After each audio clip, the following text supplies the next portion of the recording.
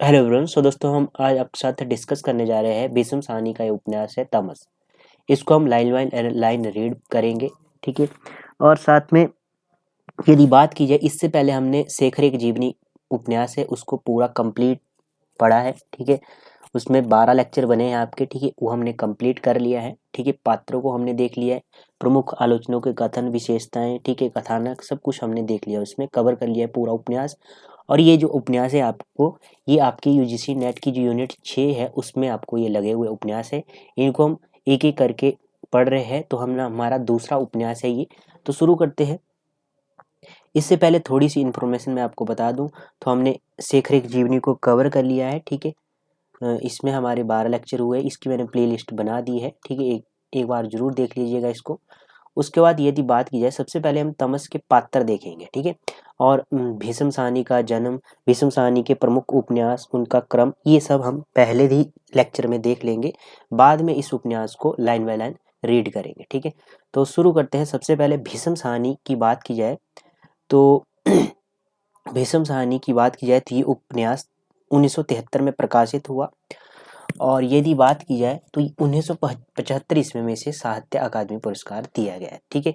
ये दो क्वेश्चन तो आपने यहाँ से ध्यान में रखना। देश के विभाजन पर आधारित ये उपन्यास है, ये आपने ध्यान में रखना। खंड इसमें 2 है। प्रथम खंड में यदि बात की जाए तो 13 उपकरण है, जिसमें शहर से संबंधित इसमें वर्णन मिलता है। द्वितीय खंड में 8 प्रकरण है, ठीक है। और गांव के सांप्रदायिक दंगों से संबंधित है ये इसमें। और टोटल कितने इसमें प्रकरण है? 21 प्रकरण है, ठीक है। ये भी आपने ध्यान में रखना है। श्रेणी क्या है इस उपन्यास की? घटना प्रधान यथार्थवादी उपन्यास की श्रेणी में आता है। शैली वर्णात्मक कथा क्षेत्र की बात की जाए तो पश्चिमोत्तर पंजाब का क्षेत्र है। चित्रित मुख्य समस्या की बात की जाए तो सांप्रदायिकता की समस्या इसमें देखने को मिलती है तमस उपन्यास में। कथा का समय यदि बात की जाए तो मार्च 1947 ईस्वी। अन्य समस्या भी है इस उपन्यास में, वो भी देख लेते हैं। जैसे स्वतंत्रता की समस्या है, राजनीति में व्याप्त भ्रष्टाचार की समस्या, स्त्री घुटन की समस्या, कमजोर लोगों के जीवन संघर्ष की समस्या और धार्मिक अंधविश्वासों की समस्या इसमें देखने को मिलते हैं। अब देख लेते हैं पात्र की बात की जाए तो सबसे पहले इसमें नत्थू पात्र आता है। उपन्यास का ये नायक भी है नत्थू। मुराद अली नत्थू से एक सूर मनवाकर सांप्रदायिक उन्माद फैलाता है, ठीक है। मुराद अली है। मुराद अली की बात की जाए तो अली एक खल पात्र है, सांप्रदायिक दंगे फैलाने वाला व्यक्ति है, अंग्रेजों का दलाल भी है ये मुराद अली, ठीक है। रिचर्ड भी है इसमें। रिचर्ड की बात की जाए तो डिप्टी कमिश्नर के पद पर स्थापित है, ठीक है। और यदि बात की जाए, लीजा का पति है रिचर्ड, लीजा का पति है। तो एक बार एग्जाम में पूछा जा चुका है क्वेश्चन कि रिचर्ड और लीजा का क्या संबंध है, तो ये पति पत्नी है। रिचर्ड लीजा का पति है, ठीक है। अंग्रेज सरकार का नुमाइंदा है।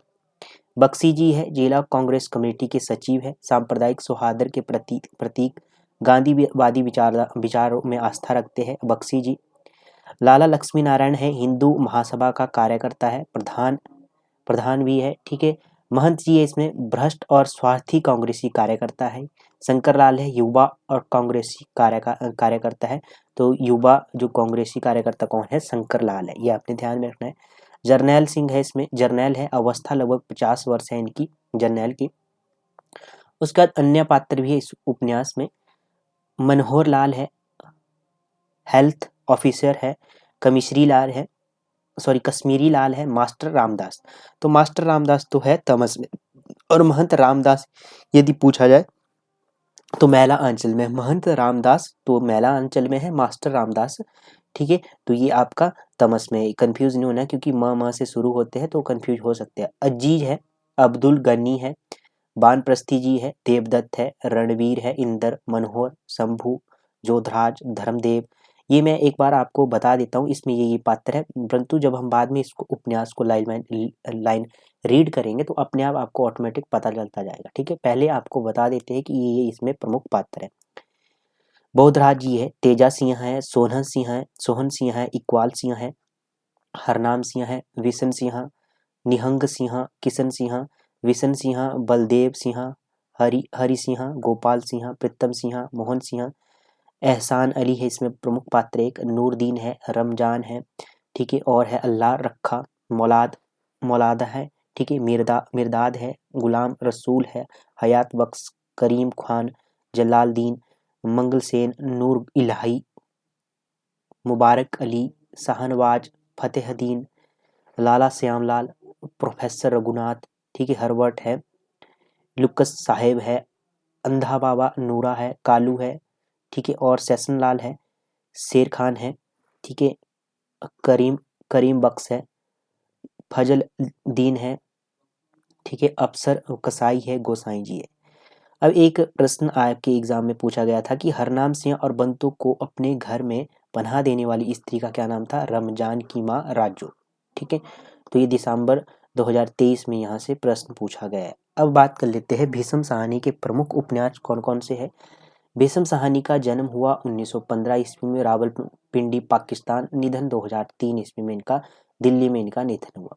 उपन्यास की बात की जाए तो इनके हैं झरोखा 1967 ईस्वी में, कड़ियाँ 1970 ईस्वी में, तमस 1973 ईस्वी में, बसंती 1980 ईस्वी में, मायादास की माड़ी 1988 ईस्वी में, ठीक है, और कुंतो 1993 ईस्वी में, नीलिमा नीलोफर 2003 ईस्वी में। तो ये यहाँ से क्रम वाला क्वेश्चन बन चुका है काफ़ी बार आपके एग्जाम में, तो क्रम से आपने ये ध्यान में रखना है, ठीक है। नेक्स्ट अब बात कर लेते हैं सभी उपन्यासों के प्रमुख पात्र और इसका कथानक और उद्देश्य देख लेते हैं, क्योंकि यहाँ से भी एक प्रश्न पूछा जाता है, ठीक है। झरोखा की बात करेंगे 1967, इसका समय है, मध्यम वर्गीय परिवेश से संबंधित ये उपन्यास है। इसमें भीष्म साहनी की निजी जिंदगी का भी चित्रण है। एक आर्य समाजी परिवार की कहानी पर आधारित ये उपन्यास है, ठीक है। आधारित कोई शब्द नहीं होता, शुद्ध शब्द नहीं, आधारित शुद्ध शब्द होता है। कड़ियाँ की बात कीजिए 1970 ईस्वी में दाम्पत्य जीवन की कटुता के कारण स्त्री की असहाय स्थिति का मार्मिक चित्रण इस उपन्यास में किया गया है, कड़ियाँ। तमस की बात कीजिए, तमस 1973 ईस्वी में भारत विभाजन की विभीषिका और सांप्रदायिक उन्माद का चित्रण।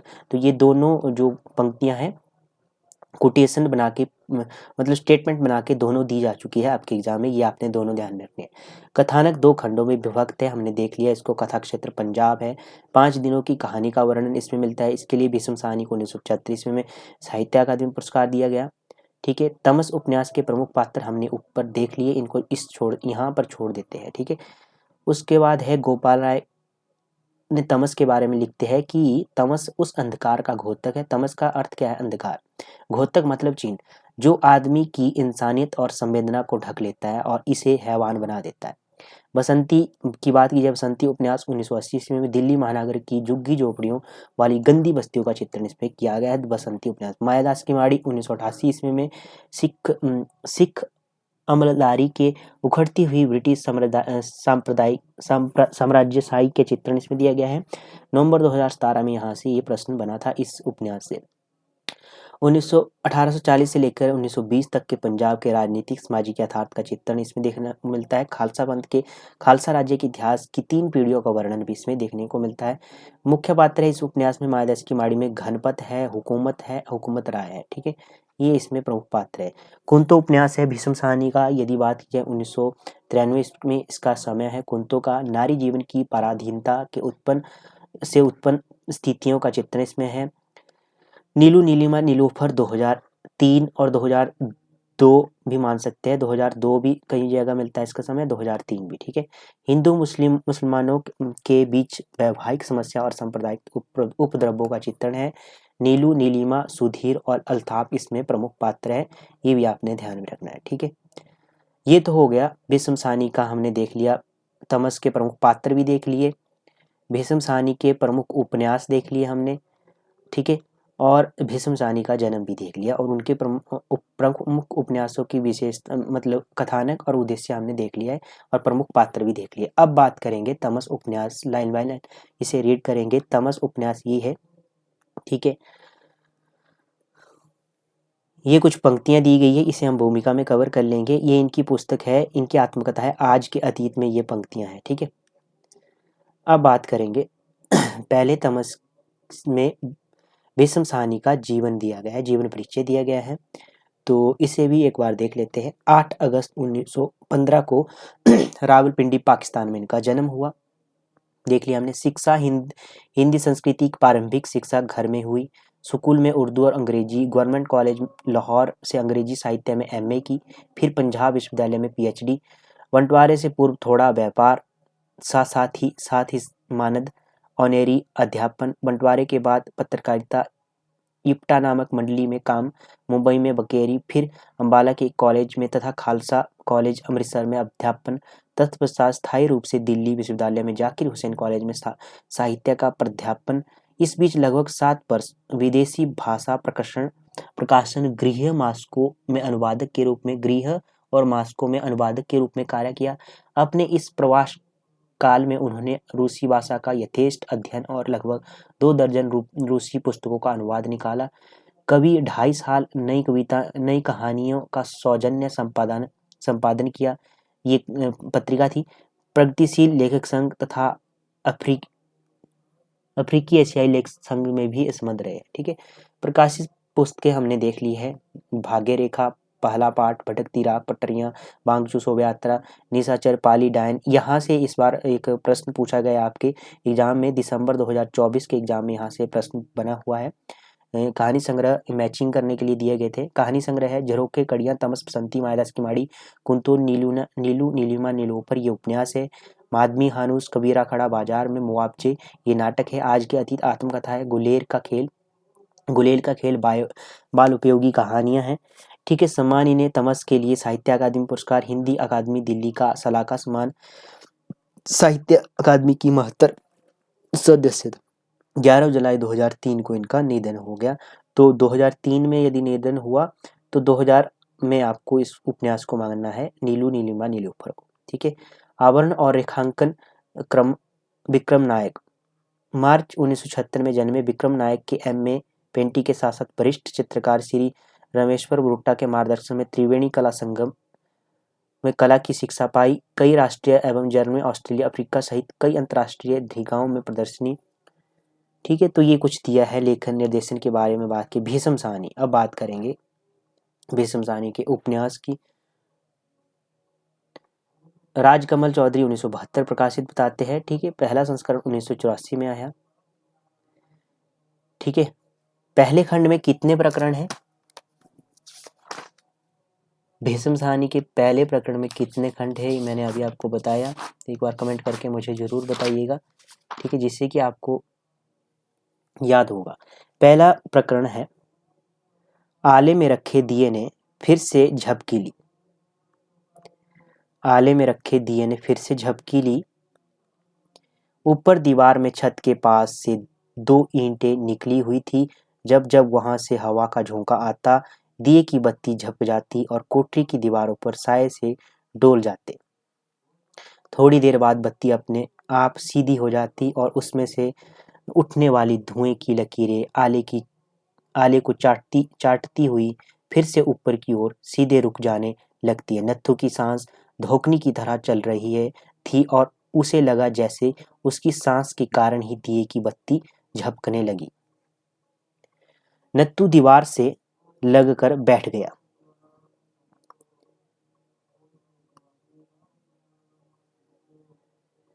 नत्थू दीवार से लगकर बैठ गया। उसकी नजर फिर सूर की ओर उठ गई। सूर फिर से किकियाया था और जब कोठरी के बीचों बीच कचरे के किसी लसलसे छिलके को मुंह मार रहा था। उसकी छोटी छोटी आंखें फर्श पर गाढ़े गुलाबी सी थूथनी छिलके पर जमाए हुए था।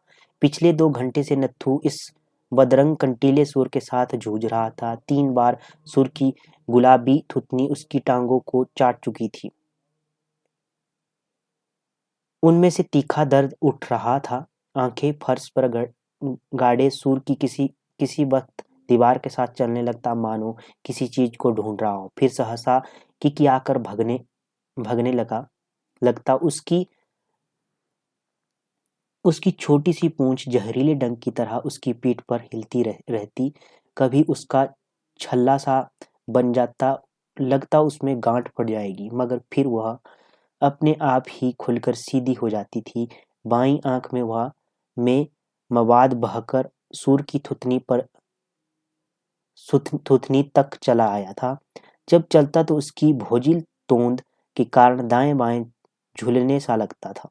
बार बार भागने से कचरा सारी कोठरी में बिखर गया था। कोठरी में उमस थी। कोठरी में क्या थी? उमस थी। कचरे की जहरीली बास, सूअर की जलती सांस और कड़वे तेल के धुएं से कोठरी अ, अटी पड़ी थी।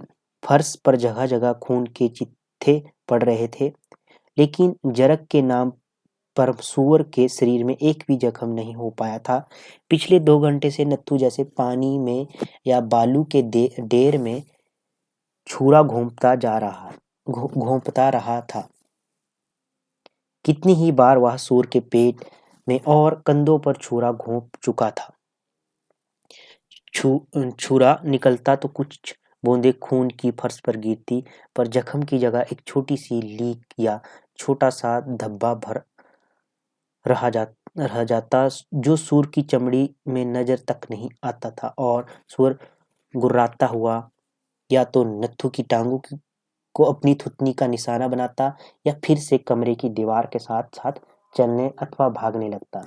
छुरे की नोक चर्बी की तहों को काटकर लौट आती थी, अंतड़ियों तक पहुंच ही नहीं पाती थी।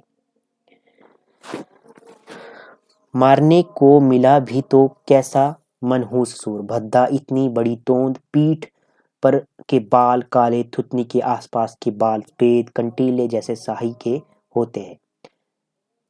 उसने कहीं सुना था सूअर को मारने के लिए उस पर खौलता पानी डालते हैं, लेकिन नत्थू के पास खौलता पानी कहाँ था। एक बार चमड़ा साफ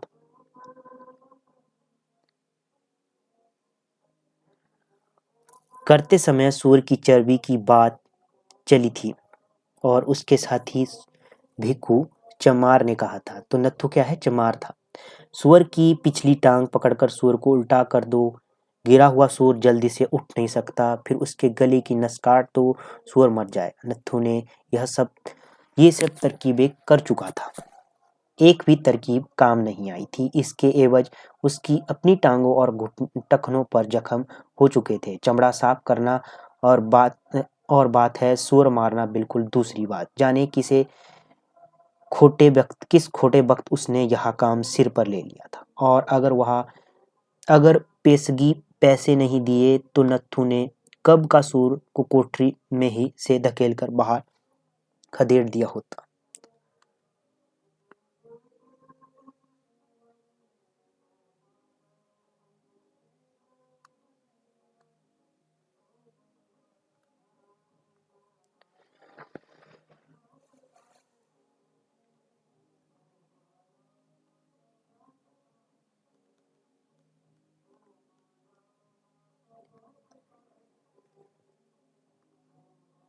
हमारे सलोतरी साहिब को एक मरा हुआ सूअर चाहिए, डॉक्टरी काम के लिए। किसके लिए?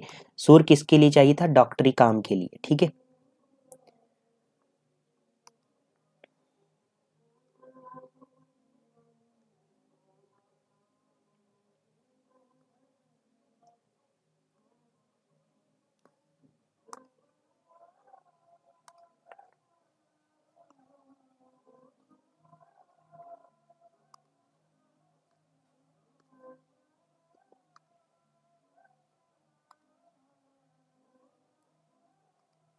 किसके लिए चाहिए था? हमारे सालोतरी साहिब को एक मरा हुआ सूअर चाहिए डॉक्टरी काम के लिए। मुराद अली ने नत्थू से कहा। किसने कहा? मुराद अली ने। यहाँ से पंक्ति आपने ध्यान में, जब वह खाल साफ कर चुकने के बाद नल पर हाथ मुंह धो रहा था। सूअर क्या करना होगा मालिक? सूअर क्या करना होगा मालिक? नत्थू ने हैरान होकर पूछा था। इधर पिगरी के सूर बहुत घूमते हैं, एक सूर को इधर कोठरी के अंदर कर लो और काट डालो। नत्थू ने आंख उठाकर मुराद अली के चेहरे की ओर देखा।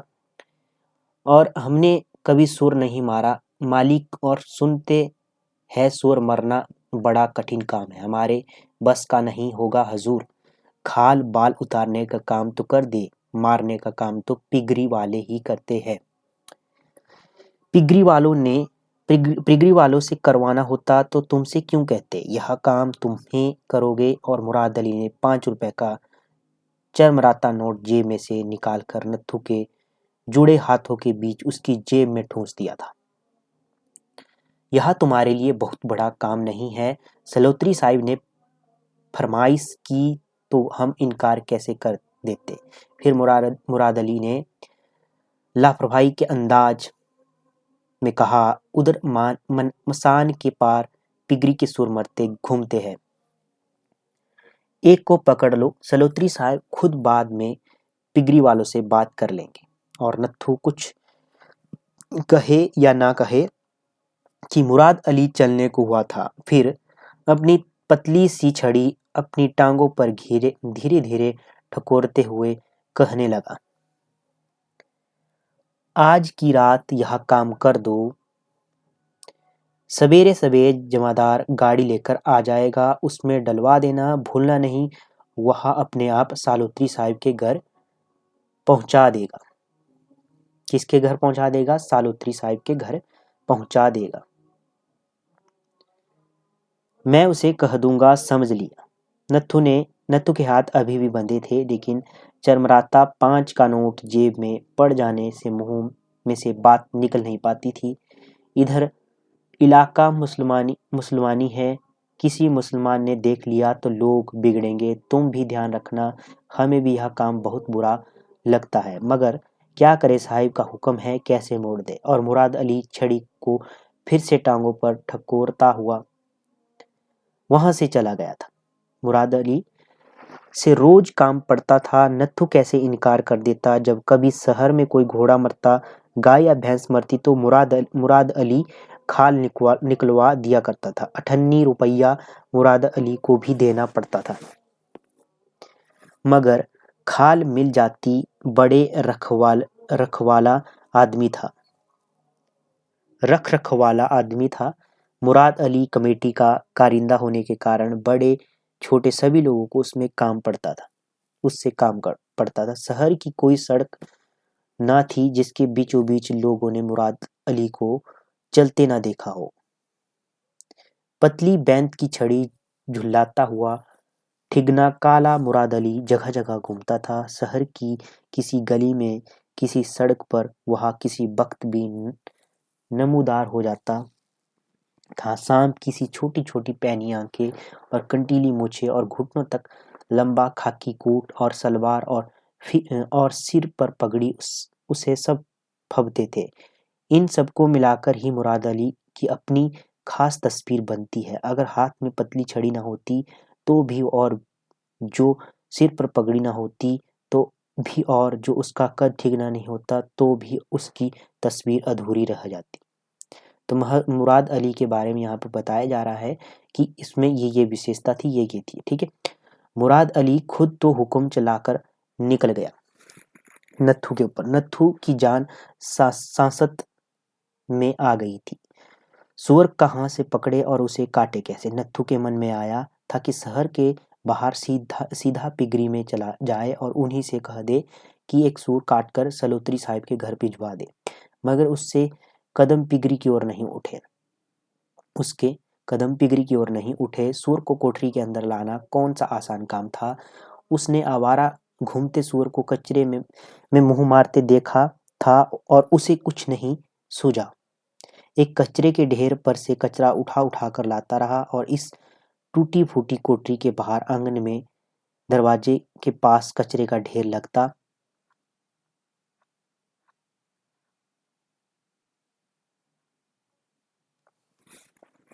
लगाता रहा था। शाम के साए उतरने लगे। ठीक है, शाम के साए उतरने लगे। जब गंदे पानी के पोखरों, गोबर के ढेरों और गर्द से अट्टी झाड़ियों के पास से घूमते हुए 3 सूर उधर से आ निकले थे, तभी उसमें से एक सूर कचरा सूंघता हुआ आंगन के अंदर आ गया था और नत्थू ने झट से किवाड़ बंद कर दिया था। फिर झट से भागकर उसने आंगन के पार कोठरी का दरवाजा खोल दिया था और अपनी लाठी से सूर को हाँकता हुआ कोठरी के अंदर ले गया था। फिर इस डर से कि सूअर बाड़े का आदमी सूअर को खोजता हुआ उधर नहीं आ निकले और सूअर को किकियाता ना सुन ले, नत्थू फिर से कचरा उठाकर कोठरी के अंदर डालता रहा था। कोठरी के अंदर कचरा पहुंच जाने पर सूअर उसी में खो गया था। नत्थू आश्वस्त होकर देर तक कोठरी के बाहर बैठा बीड़ियां फूंकता और अंधेरा पड़ जाने का इंतजार करता रहा। बहुत देर के बाद जब रात गहराने लगी तो नत्थू कोठरी के अंदर घुसा था। दिए की उम्द नाचती सी रोशनी में उसने देखा कि कचरा सारी कोठरी में बिखर गया है और उसमें से कीचड़ की सी सड़ांध उठ रही है। तभी इस भोजिल बदसूरत सूर को देखकर उसका दिल बैठ गया था और मन ही मन खीजने पछताने लगा था कि उसने यह गंदा जोखिम भरा काम क्यों सिर पर ले लिया। तब भी उसका मन आया था कि लपक कर कोठरी का दरवाजा खोल दे और सूर को बाहर धकेल दे। और अब रात आधी से ज्यादा बीत चुकी थी। सूअर ज्यों का त्यों कचरे के बीचों बीच अलमस्त सा घूम रहा था। फर्श पर खून के डब्बे पड़े गए थे और सूअर की तोंद पर दो एक जगह खरोंच के से निशान नजर आ रहे थे और उसकी अपनी टांगों पर सूअर की थुतनी के जख्म थे। और बस सूअर पहले की ही भांति जीता जागता कोठरी में मौजूद था, जबकि नत्थू की सांस फूल रही थी और बदन पिसने से तर हो रहा था और कहीं इस झंझट में से निकल पाने का रास्ता नजर नहीं आ रहा था। दूर सेखों के बाग की घड़ी ने 2 बजाए। नत्थू घबरा कर उठ खड़ा हुआ और उसकी नजर फिर सूर पर गई। उसकी नजर किसके ऊपर गई? सूअर के ऊपर गई। सूअर ने कचरे के टुकड़ों के बीच खड़े खड़े फिर से पेशाब कर दिया और खींचता हुआ कमरे के बीच में से हटकर दाएं हाथ की दीवार के साथ चलने लगा। दिए की लौ फिर से झपकने लगी थी और किसी दुस्वप्न की तरह साए बार बार दीवारों पर डोलने लगे थे। स्थिति में तनिक भी अंतर नहीं आया। सूअर पहले की तरह सिर नीचा किए थुतनी से कभी कचरे के टुकड़े को सूंघने के लिए रुक जाता, कभी दीवार के साथ चलने लगता, कभी किकियाकर दीवार के साथ भागने लगता। पहले की ही तरह उसकी पतली सी दुम किसी पतले लंबे कीड़े की तरह छल्ले बनाती खुलती जा रही थी।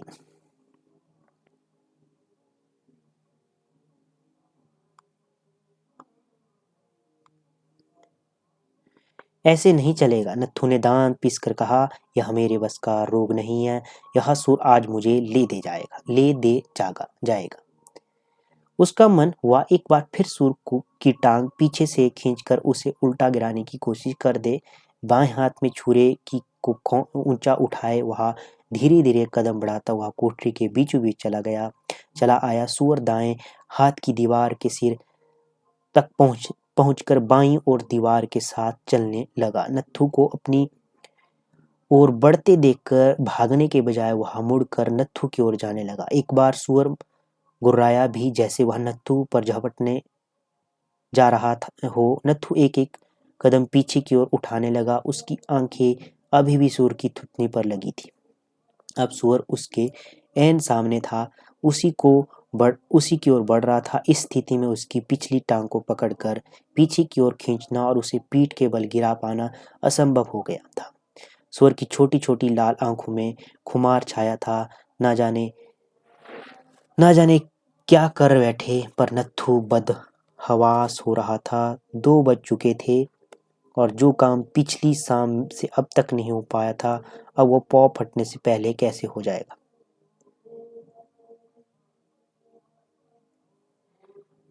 किसी वक्त भी जमादार का छकड़ा आ सकता है और जो काम ना हुआ तो मुराद अली का क्या भरोसा। दोस्त से दुश्मन बन जाए, खाले दिलवाना बंद कर दे, कोठरी में से उठवा दे, किसी से पिटवा दे, परेशान करे।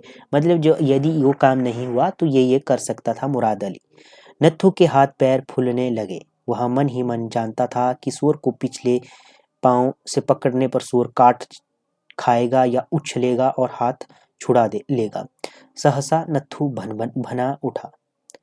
बिना किसी स्पष्ट कारण के, जैसे उसके तन बदन में आग लग गई, या मैं नहीं रहूंगा या यह नहीं रहेगा, उसने कहा, और झट से लौटकर आले के फर्श पर रखी पत्थर की सिल उठाकर वह सीधा कोठरी के बीचों बीच पहुंच गया। सिल को दोनों हाथों से सिर के ऊपर उठाए वह क्षण भर के लिए ठिठका रहा। सूर की थुतनी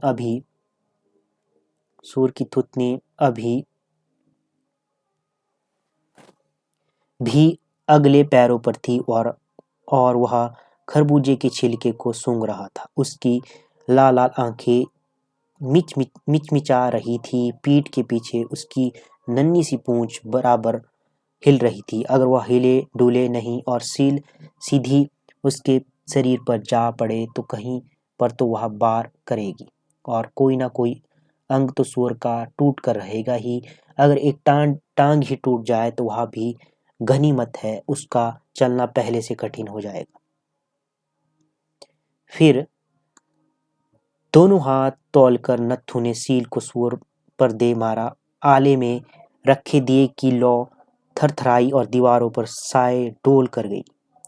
सील सूअर के लगी थी, लेकिन नत्थू ठीक तरह से नहीं जानता था कि कहाँ लगी है। सूअर जोर से किकियाया और सील खटाक से फर्श पर जा गिरी। नत्थू सील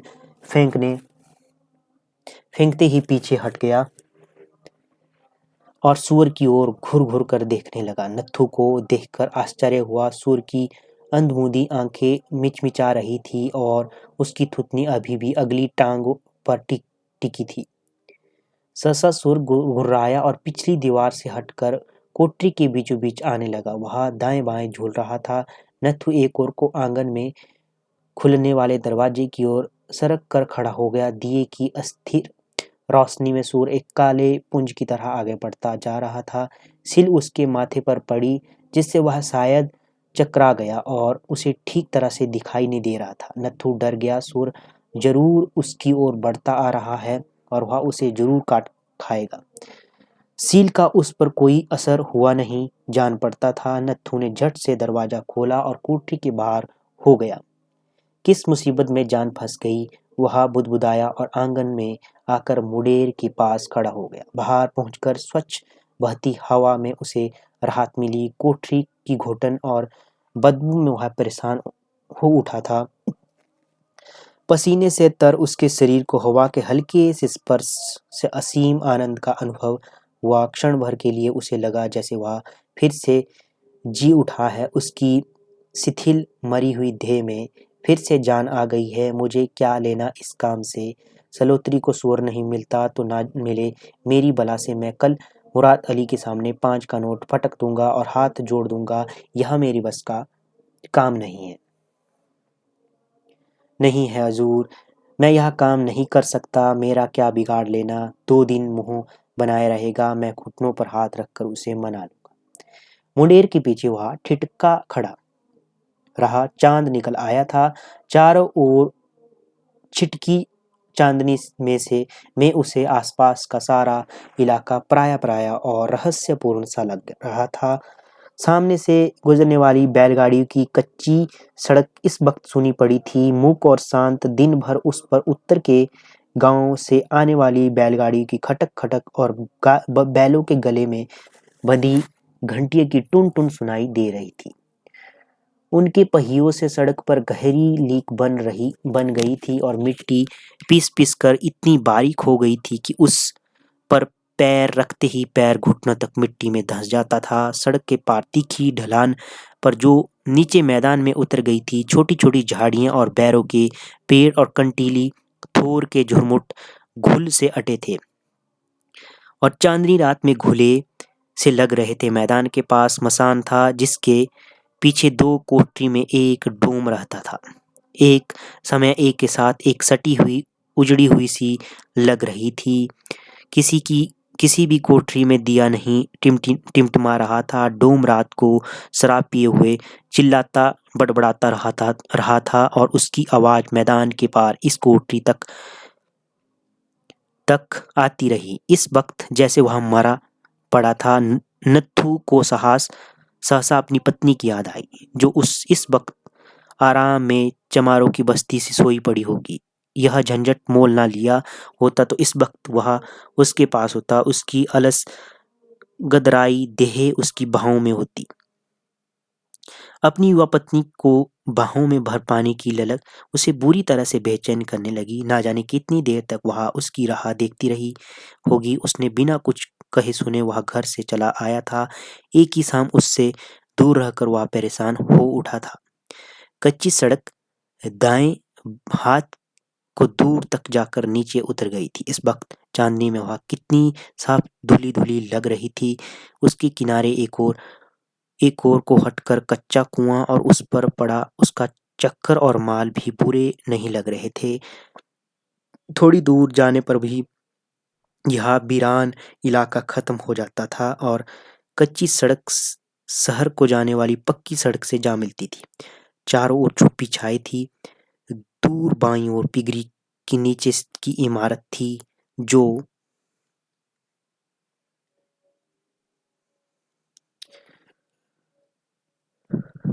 चांदनी में झपटे झपटे काले डिब्बे सी लग रही थी। दूर दूर तक खाली जमीन पड़ी थी, जिस पर जगह जगह कंटीली झाड़ी और छोटे छोटे पेड़ छितरे पड़े थे। दूर बहुत दूर फौजी छावनी की बारीकें थी, अलग अलग, जहां तक पहुंच जाने में घंटों लग जाते थे। नत्थु की देह शिथिल पड़ गई थी। उसका मन हुआ वहीं खड़ा खड़ा मुंडेर पर सिर रखकर झपकी ले ले।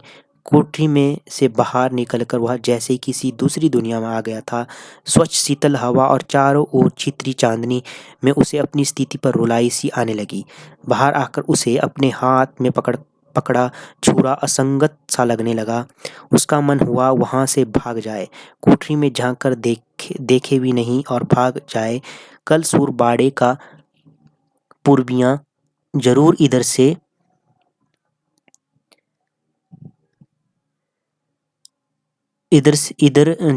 से गुजरेगा और कचरा देखकर ही समझ जाएगा कि सूर कोठरी में होगा और वह उसे हाँक कर वहां से ले जाएगा। फिर से अपनी पत्नी की याद सताने लगी। अपनी पत्नी के पास पहुंचकर उसके हाथ हौले हौले बतियाए हुए उसके क्षुब्ध व्याकुल मन को चैन मिल सकता था। कब वह झंझट खत्म होगा, कब वह उसके पास चमारों की बस्ती में लौट जाएगा। ससा दूर सेखों के बाग की घड़ी ने 3 बजाए और नत्थु की सारी देह थरथरा गई। उसकी नजर उसके हाथ पर गई, जिसमें अभी भी वह छुरा पकड़े हुए था। एक गहरी टीस उसके मन में उठी। अब क्या होगा? वह यहाँ पर खड़ा क्या कर रहा है, जबकि सूअर अभी तक नहीं मरा? जमादार छकड़ा लेकर आया ही चलता होगा। वह उसे क्या कहेगा, क्या जवाब देगा? आकाश में हल्की सी पीलिमा घुल गई थी, पौ फटने वाली थी। वह अभी तक अपने काम से निवट नहीं पाया था। उसे अपनी स्थिति पर रुलाई आने लगी। घबराया हुआ सा वह कोठरी की ओर गया। धीरे से दरवाजा खोलकर उसने अंदर झांका। कोठरी का दरवाजा खुलते ही बदबू का भभूका सा जैसे उस पर झपटा, लेकिन दिए की रोशनी में उसने देखा कि कोठरी के बीचों बीच सूअर खड़ा है, निश्चल सा, मानो घूम घूम कर थक गया हो, निढाल सा। किसी अंत प्रेरणावश नत्थु को लगा जैसे अब उसे मार गिराना इतना कठिन नहीं होगा। नत्थु ने दरवाजा फेर दिया और फिर आले के नीचे चुपचाप जाकर खड़ा हो गया। एकटक सूर की ओर देखने लगा। नत्थु के अंदर आ जाने पर सूर ने अपना नथुना उठाया। नत्थु को लगा जैसे सूर का नथुना ज्यादा लाल हो रहा है और सूअर की आंखें सिकुड़ी हुई है। उस पर फेंकी हुई पत्थर की सील सूअर के पीछे कुछ दूरी पर पड़ी थी। दिए की टिमटिमाती लौ ने फिर झपकी ली और अस्थिर रोशनी में नत्थु को लगा जैसे सूअर फिर से हिला है और चलने लगा। वह आंखें फाड़ फाड़ कर उसकी ओर देखने लगा। सूअर सचमुच हिला था। वह सचमुच ही बोझिल स्थिर स्थिति से आगे की ओर नत्थु की ओर बढ़ने लगा था। 2-1 कदम दाएं बाएं झूल कर चलने के बाद वह एक अजीब सी आवाज सूअर के मुंह में से निकली। नत्थु फिर से छुरा ऊंचा उठाकर फर्श पर पैरों के बल बैठ गया। सुअर ने 2-3 कदम और आगे बढ़ाए। उसका नथुना अपने पैरों की ओर अधिक झुक गया। नत्थु के पास पहुंचते ना पहुंचते वह एक ओर को लुढ़क कर गिर गया। उसकी टांगों में एक बार जोर का कंपन हुआ, मगर कुछ क्षणों में ही वह हवा में उठी रह गई। सुअर ढेर हो चुका था। नत्थु ने छुरा फर्श पर रख दिया, और मगर उसकी आंखें अभी भी सुअर पर लगी थी। तभी दूर पड़ोस के किसी घर में किसी मुर्गे पर फड़फड़ाए और बांग भी दी। उसी समय दूर कच्ची सड़क पर हिचकोले खाते छकड़े की आवाज आई और नत्थु ने चैन की सांस ली।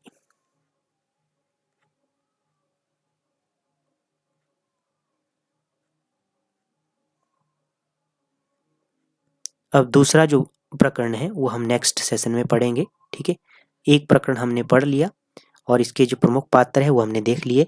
दूसरा प्रकरण हम नेक्स्ट सेशन में पढ़ेंगे। ठीक है, तो आज के सेशन में इतना ही। मिलते हैं नेक्स्ट सेशन में, तब तक के लिए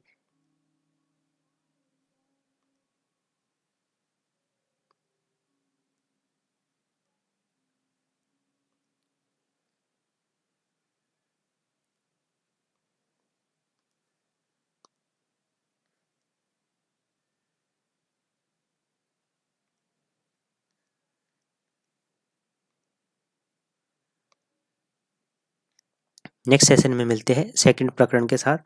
तब तक के लिए जय हिंद, जय भारत।